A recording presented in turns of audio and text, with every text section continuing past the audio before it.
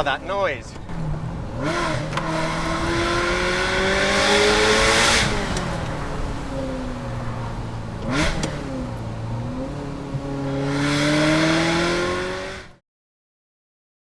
Hello everybody, I'm Jack. Welcome to number 27. Today I'm going to be talking to you about the Ferrari 308/328 series and its successor, the 348. Now this is particularly interesting because the 348 had a bit of a mixed reaction when it first came out. So first we're going to talk about the looks, then we're going to compare the mechanical details, how they are both designed and built, and then lastly I'm going to take each one for a spin and we'll see how different they actually feel on the road. For a long time, this was considered one of Ferrari's black sheep. It didn't quite have the sinuous profile of the 308, and the first reviews were a little bit mixed in terms of the handling, which had a reputation for being quite snappy on the limit. Also, the quality was criticised. However, Ferrari developed it throughout the time that it was produced, from 89 to 94, and it was much improved, both in terms of handling and quality. So the later cars tend to be better. Most of the early cars have been improved as well, though, through changes in geometry and things of that kind. This was Ferrari's first attempt at volume production. Phenomenally successful from Ferrari. From when it was first produced in 75, it ran, if you include the 328, up until 1989, so quite a long run.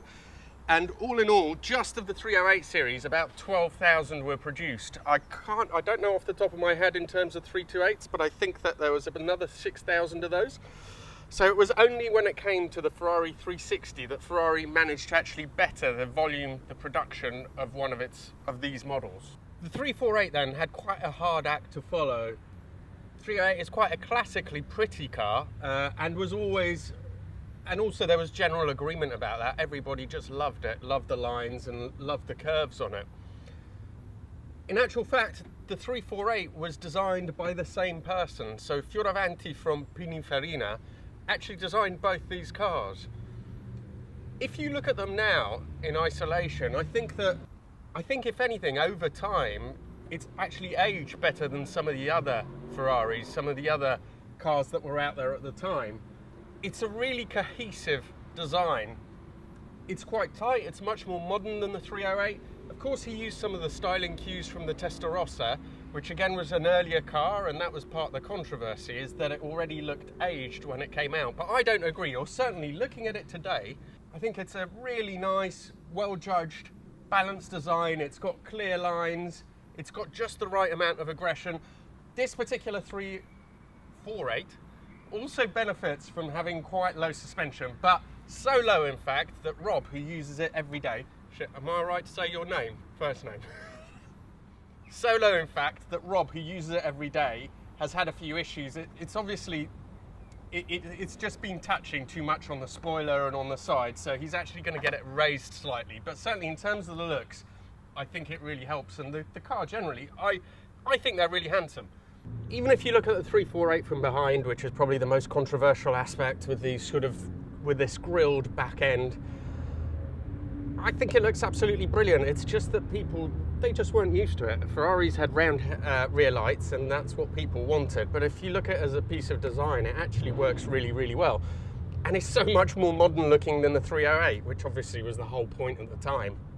In terms of engineering, the 308 GTS GTB had to borrow very, very heavily from the previous 308 GT4. It actually carried on being produced alongside these. Now that was a four-seater designed by Bertone. It was a four-seater, but Ferrari wanted to manage to keep the wheelbase fairly short to keep it handling well on the road. So they decided that what they would do is create an extremely compact engine. The way they did that is by putting it right on top of the gearbox. So you had room for the rear seats because the engine itself, you can see on this car, it's literally running from around here to here. And that is the whole engine package, including the gearbox, everything.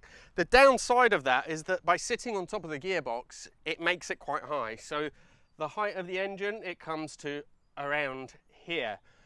So that in itself had a detrimental effect. Although having it all concentrated in the middle has a positive effect, the height of it kind of negates that. So for the 348, they didn't need to worry about that at all because they didn't have to borrow the architecture from any sort of ongoing four-seaters or anything of that kind. And this was actually a massive step forward in lots of ways that you wouldn't imagine. First of all, the engine is longitudinal. It's not transverse as it is on here. Again, to keep it compact in terms of length, they made it transverse. Here it's longitudinal, and the gearbox, actually quite unusually for most cars, sits behind the engine. So the point of that obviously is you can get the heavier engine much further towards the front, and then the gearbox sort of hangs out a bit towards the rear. This allowed them to put the engine much lower than on the 308, which obviously has handling benefits. The other big thing is that this was it was a monocoque. Monocoque is how you say it? The monocoque chassis. So unlike the 308 series, which had a tubular chassis, which was separate from the body on this car actually aids stiffness, and that allowed them to make it lighter but stiffer. Now overall, it is heavier than the 308/328s, although I think the 328s put on a bit of weight, but those cars weighed 1,250 kilos. Forget the fiberglass that came before, they were an anomaly, they weighed 100 kilos less, but the main production ones were around 1,250 kilos. The 348s weighed an extra 100 kilos, but when you start to take into account all the extra stuff that they had to do for that, so that's the safety, the torsional rigidity and everything else, I think it's actually pretty good. And by modern standards, it is still a very light car.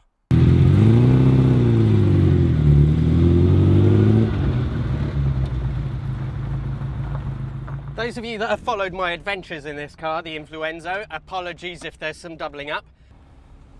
So, driving position on these can be a bit of a pain. This has an extender on the wheel which makes it miles better, but it's actually very, very comfortable. I love the seats.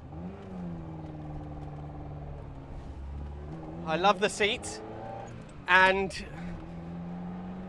the suspension really isn't that harsh. And I think that sort of gives you a bit of a hint about what these cars are really all about. I don't think they were ever meant to be scratchers. I know it's a mid-engined mini supercar, but that's not actually the true nature of 308s. They don't enjoy being on really tight, challenging roads.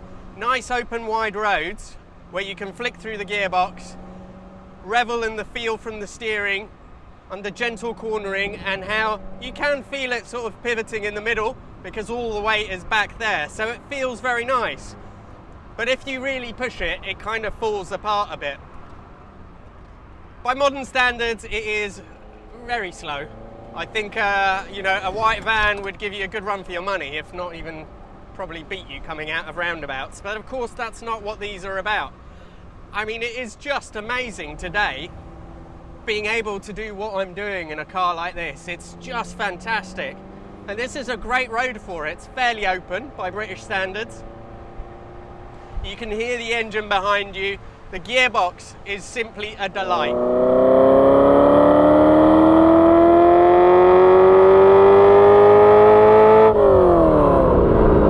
The engine revs really, really nicely, and that's the whole point of that flat plane crank V8.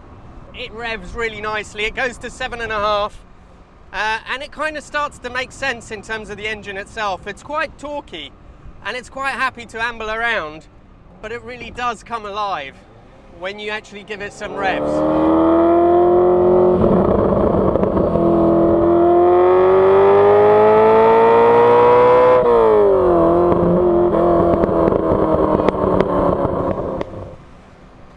The carbs sort of crackling and popping in the background. It's absolutely fantastic. The interior, although looking quite dated, I absolutely adore. The quality isn't the best maybe. The old toggle switches, the old style ones, I love them. I love everything about it. The one thing I don't like is the steering column has flex in it, and it just makes the rest of the car feel like less quality than it actually is. If you shut the doors, for example, you can feel a nice solid thunk. Some bits in this car are really quite well built, but some things let it down. The steering column is definitely one that makes it feel flimsier than it actually is. Let's see how the 348 compares.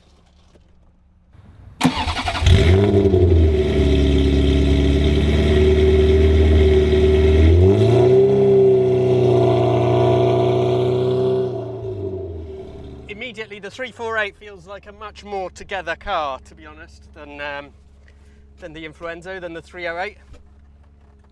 It's just that the controls, so the clutch is so light, the accelerator pedal is light. When you try and move off with the handbrake in place, it doesn't move, whereas with my 308 you hardly notice that the handbrake's on. Oh, and that engine, it just sounds absolutely mega. I really need to move it back a bit. So yeah, it just feels a bit more solid. Weirdly, some things feel more solid and some things just feel flimsier. Some parts of the interior, like the handles, you really have to pull back on them hard, and the doors feel quite flimsy, whereas on the 308 they feel quite solid. So it's a mixed bag really. The interior definitely doesn't have the charm of the earlier car, but it has its own. I mean, those graphics, those sort of 80s graphics there are pretty cool, and the drama's amazing. From the engine, it's so loud. Just had a thumbs up from a motorbike. Right, and the gearbox is so stiff, much notchier. Yeah, really hard to change gears. But even in terms of handling already, it feels like a much lighter car, even though it's actually heavier. The steering's much lighter, it's much pointier. It just feels a bit more together, really. Oh, that engine, it's much more responsive than mine.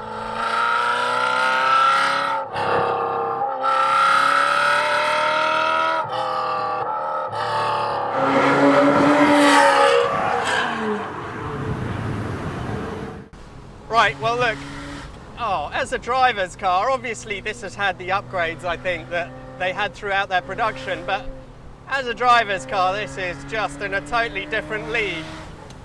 You can amble around in it, but the suspension is much tighter. It's not more uncomfortable, it doesn't move around, but you know, it just feels like you can feel that the chassis is tighter. This is an open top car like mine. Seating position is a bit less reclined. Obviously you can adjust the seat. Feels like there's a bit less room in terms of legs. The steering wheel is usefully closer though, which I don't know what they were thinking, those guys, when they were making the 308 or designing it. You know, why not make the steering column longer? I mean, it's not a big deal, is it? And this is just, yeah. You really have to be quite strong with the gear change.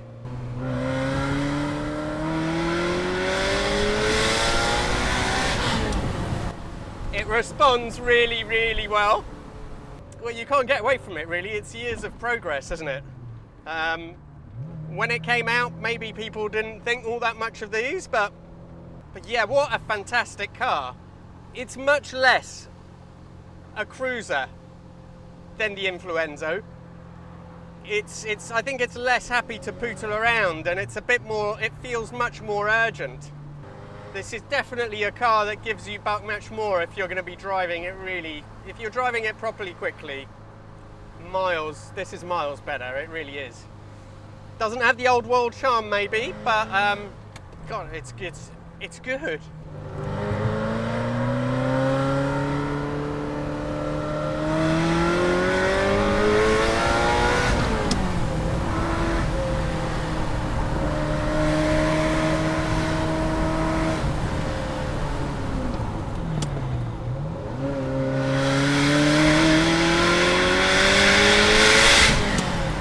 Oh, that noise.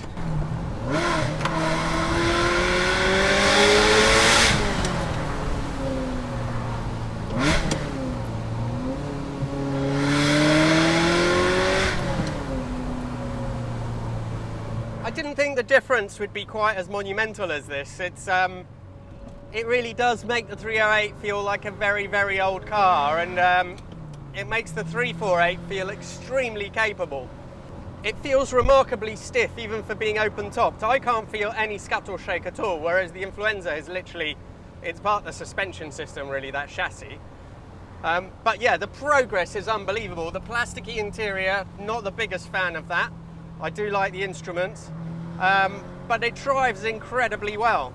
Yeah, I'm blown away by the difference. And I know that sounds a bit silly. The 308 was actually designed in the early 70s. This was designed, I guess, in the mid 80s, early 80s. So there is a lot of development there. But I am quite shocked at how much better this is as a driver's car. Now, obviously, they offer very different things. That's pretty clear. But all the same, you have a little bit less feel maybe on the steering, but you have plenty of feel, but you don't have as much feel as on the 308. But apart from that, and that the gearbox is much nicer, but apart from that, it is, yeah, this is head and shoulders above in terms of driving. There isn't really much I can say about the 308 which is better. A bit more comfortable perhaps than this car, but that's just about it. If you're thinking about buying a 348, I can heartily recommend it. Set up properly. I mean, this car, for example, is a lot of fun and not that many compromises. It's comfortable, it goes all right. But if you love the shape of the 308 and the old style experience, then of course you'll be very happy with that as well. Thank you all so much for watching as always. For the fans of the Influenzo, don't despair, because it's not just going to be little comparison videos like this. I am working on a few faults. So one of the old style videos showing something that I am trying and failing to fix will be out very, very soon. Something that is driving me pretty much bonkers about that car. But thanks again. Do go on to Instagram if you want to contact me. That's the best way. And look forward to seeing you for the next one. And please do subscribe if you haven't already.